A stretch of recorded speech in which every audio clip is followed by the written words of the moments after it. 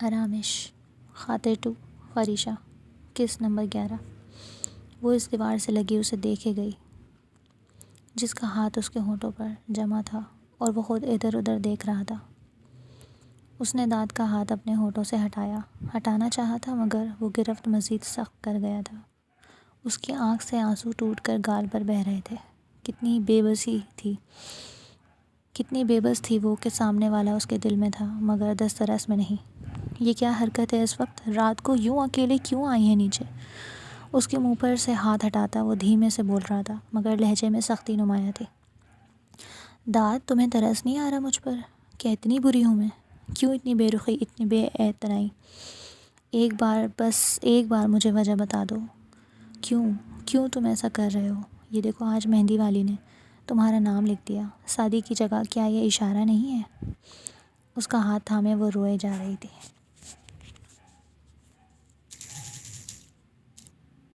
داد نے ناگواری سے اس کا ہاتھ اپنے گریبان سے ہٹایا تھا۔ وجہ جاننا چاہتی ہو نا؟ تو سنو، مجھے نفرت ہے تم سے، ابھی سے نہیں بچپن سے۔ جب تمہیں دیکھتا ہوں میرا دل کرتا ہے کہیں بہت دور چلا جاؤں۔ تم صرف تم ہو وجہ، جس کی وجہ سے ہمیشہ مجھے ذلیل کیا گیا۔ تمہاری وجہ سے میں نے ملازم ہونے کے طعنے سنے۔ تم نے میرے باپ کے حلال کام کو میرے لیے کرنا حرام کر دیا۔ تم مجھ سے چھوٹی ہو کر بھی ہمیشہ مجھ پر حاوی رہیں۔ میں تمہیں عزت دیتا رہا اور تم میری عزت کی دھجیاں بکھیرتی رہیں۔ وہ دبی دبی آواز پر اس کے کانوں میں زہر گھول رہا تھا۔ وہ سوچ بھی نہیں سکتی تھی کہ وہ اس سے اتنی نفرت کرتا ہے۔ داد، اس نے بے یقینی سے اسے پکارا تھا۔ شش! خبردار، جو کبھی آئندہ میرا نام اپنی زبان سے لیا، میں یہ زبان گدی سے کھینچ لوں گا۔ بہت ہو گیا ہے گل مینے، بہت، اب بس۔ کسی کے نکاح میں جانے والی ہو تم کل، اور تمہیں ذرا شرم نہیں آئی؟ یوں رات کے اندھیرے میں ایک نامحرم کے پاس آتے ہوئے۔ جانتی ہو کیا کچھ ہو سکتا ہے تمہارے ساتھ؟ اس کے بازوؤں میں انگلیاں دھسائے وہ ایک ایک لفظ چبا کر بولا تھا۔ میں چاہوں تو ابھی سب کو جمع کر کے تمہاری عزت کی دھجیاں اڑا سکتا ہوں جیسے تم کرتی آئی ہو، مگر نہیں، پلوشہ خان کا بیٹا ہوں جس نے مجھے صرف عزت دینا سکھایا ہے۔ چلی جاؤ یہاں سے، اور آج کے بعد اگر تم میرے سامنے آئیں تو میں بھول جاؤں گا کہ تم میرے محسن کی بیٹی ہو۔ اسے خود سے دور دھکیلتے اس نے حقارت سے کہا تھا۔ وہ بے یقینی سے اس کا چہرہ دیکھ رہی تھی۔ اتنی نفرت! اپنی سسکی دیوانے کو اس نے اپنے منہ پر ہاتھ رکھا تھا اور قدم پیچھے کی طرف لیے تھے۔ مجھے افسوس ہے سعدی بھائی کی قسمت پر جنہیں تم جیسی لڑکی مل رہی ہے۔ وہ اب بھی باز نہیں آیا تھا، یہ جانے بغیر کہ اس کی باتوں سے کسی کا دل بند ہونے لگا تھا۔ چہرہ لٹھے کی مانند سفید پڑ گیا تھا۔ اب تم میں ذرا بھی عزت نفس ہوئی نا تو میرے سامنے نہیں آؤ گی۔ آگے بڑھتے وہ ایک بار پھر رکا تھا اور پھر وہاں سے نکلتا چلا گیا۔ نہیں، اتنی نفرت! مسلسل روتے ہوئے اس کے لفظوں کی نفی کرتے وہ پیچھے ہوئے تھے، یہ جانے بغیر کہ اس کا مزید ایک قدم اسے پیچھے پول میں دھکیل دے گا، مگر وہ تو شدید غم میں تھی۔ اس کی شرارتیں، اس کا داد کو تنگ کرنا اس کے دل میں نفرت بھر دے گا۔ وہ کیا سمجھ بیٹھا تھا اسے؟ اس کا دل نہ جانے کتنے ٹکڑوں میں تقسیم ہوا تھا، وہ خود نہیں جانتی تھی۔ بس منہ پر ہاتھ جمائے وہ مزید ایک قدم پیچھے ہوئی تھی۔ پورا کمرہ تاریکی میں ڈوبا ہوا تھا مگر سوتے ہوئے بھی فریحہ کے چہرے پر پریشانی تھی، جیسے کوئی برا خواب ان کی نیند میں خلل ڈال رہا ہو۔ وہ ایک دم نیند سے بیدار ہوئی تھی، دل بہت تیزی سے دھڑک رہا تھا۔ حیدر خان! انہوں نے برابر سوئے حیدر خان کو اٹھایا تھا۔ کیا ہوا ہے فریحہ، سب ٹھیک ہے؟ نیند سے بوجھل آواز، وہ ایک دم پریشان ہو کر اٹھے تھے۔ خان، میرا دل بہت گھبرا رہا ہے، پتہ نہیں کیوں۔ وہ روحان سی ہوئی تھی۔ حیدر خان نے اٹھ کر انہیں اپنے ساتھ لگایا تھا۔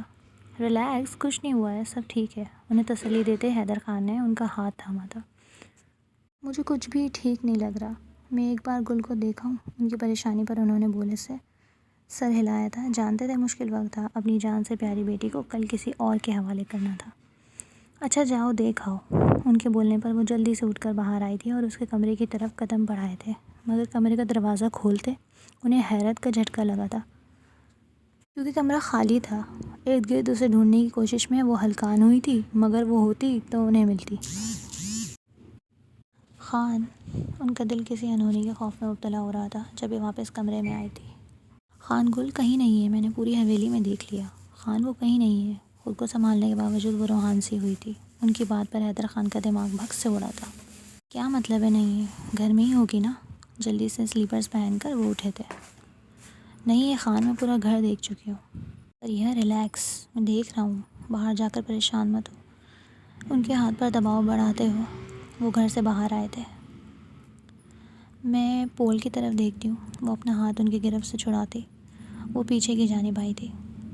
حیدر خان نے اسے لان کی سائڈ پر بنے اس کے خفیہ جگہ کو دیکھا تھا جہاں وہ اکثر چھپ جاتی تھی، مگر وہاں بھی کوئی نہیں تھا۔ انہیں صحیح معنی میں پریشانی نے گھیرا تھا۔ اس سے پہلے کہ وہ مزید آگے بڑھتے، فریحہ کی چیخ پر وہ تیزی سے پول کی سائڈ بھاگتے۔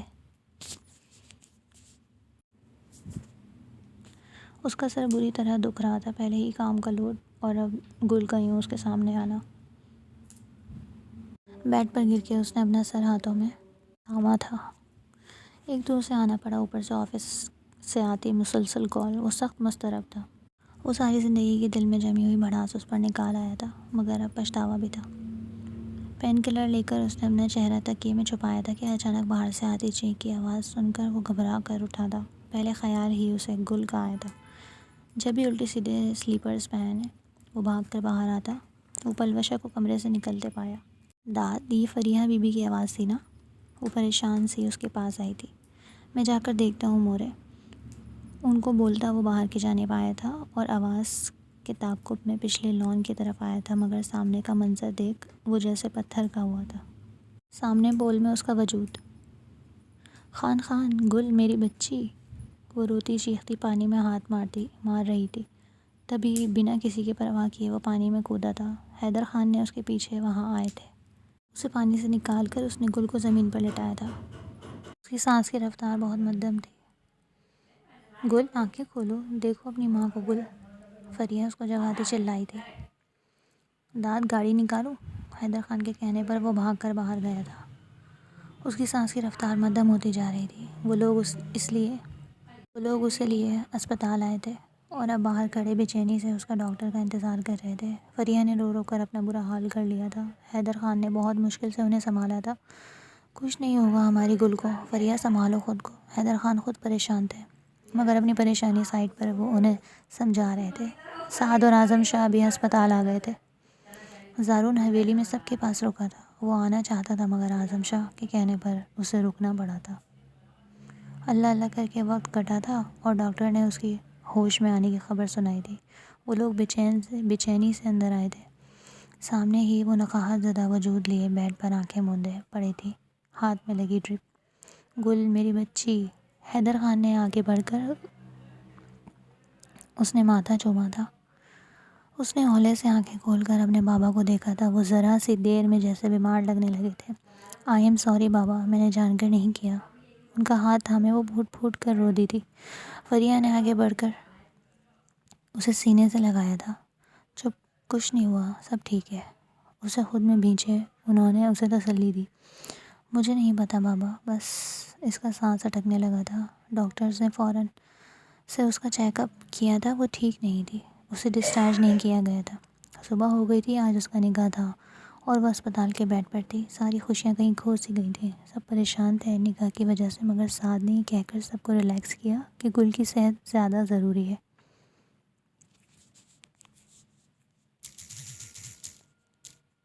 پورا دن اسپتال میں گزار اسے اجازت ملی تھی گھر جانے کی۔ ڈرپ ختم ہوتے ہی اسے ڈسچارج کر دیا گیا تھا۔ اپنے ماں باپ کے سہارے وہ باہر آئی تھی۔ انہیں آتا دیکھ شیرداد نے جلدی سے دروازہ کھولا تھا۔ اس کی نظریں اس کمرے سے وجود پر ٹکی تھیں جس نے شاید اسے دیکھنا تک گوارا نہیں کیا تھا۔ گاڑی میں بیٹھ کر بھی وہ اپنی ماں کی آغوش میں چھپی رہی تھی، آنکھیں موندے۔ اتنی رات کو وہاں کیوں گئی تھی گل؟ اسے سوپ پلاتے انہوں نے سوال کیا تھا۔ میرا دل گھبرا رہا تھا ماما بہت، مجھے پتہ نہیں، میرا پاؤں سلپ ہو جائے گا۔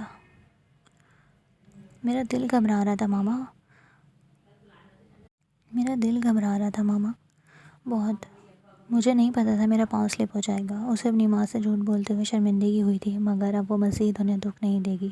اس نے سوچ لیا تھا، بیٹا اگر جانا تھا تو مجھے یا ماوی کو بتاتی، پتہ بھی ہے مایوں کی دلہنوں کتنی نظریں تم پر تھیں۔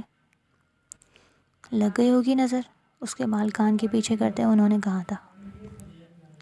اب آرام کرو، میں یہیں ہوں تمہارے پاس۔ اسے اپنی گود میں لٹاتے انہوں نے خود بیڈ گراؤنڈ سے ٹیک لگائی تھی۔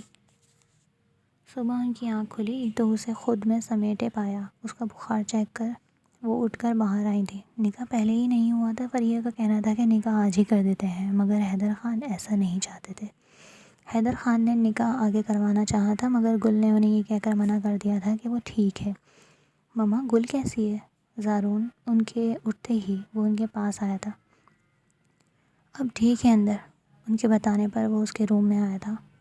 گل میری گڑیا، اس کے پاس بیٹھتے اس نے پریشانی سے اس کا ماتھا چھوا تھا۔ اپنے بھائی کی پکار، اس نے آنکھیں کھول اسے دیکھا اور پھر اٹھ کر بیٹھی تھی۔ ٹھیک ہوں لالا، میں آپ رو کیوں رہے ہیں؟ اس کی نم آنکھیں دیکھ اس کے دل کو کچھ ہوا تھا، جب ہی آگے بڑھ کر اس کے آنسو صاف کیے تھے۔ کیوں کرتی ہو ایسا؟ اگر کچھ ہو جاتا تو میں مر جاتا گڑیا۔ اسے ساتھ لگائے زارون نے اس کا ماتھا چوما تھا۔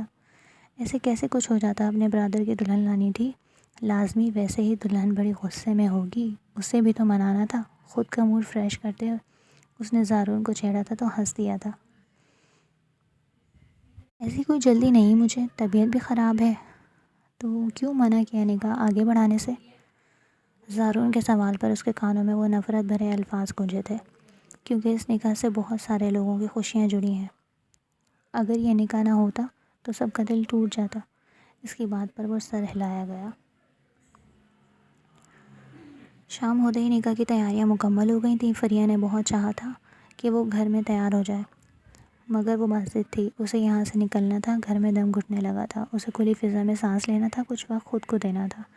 اسی لیے اسے دوسری حویلی میں بھیجا گیا تھا، وہیں پارلر والی نے آنا ہے۔ دوسری طرف ساری تیاریاں مکمل ہو گئی تھیں۔ راجا اور سعد دونوں حویلی پہنچ گئے۔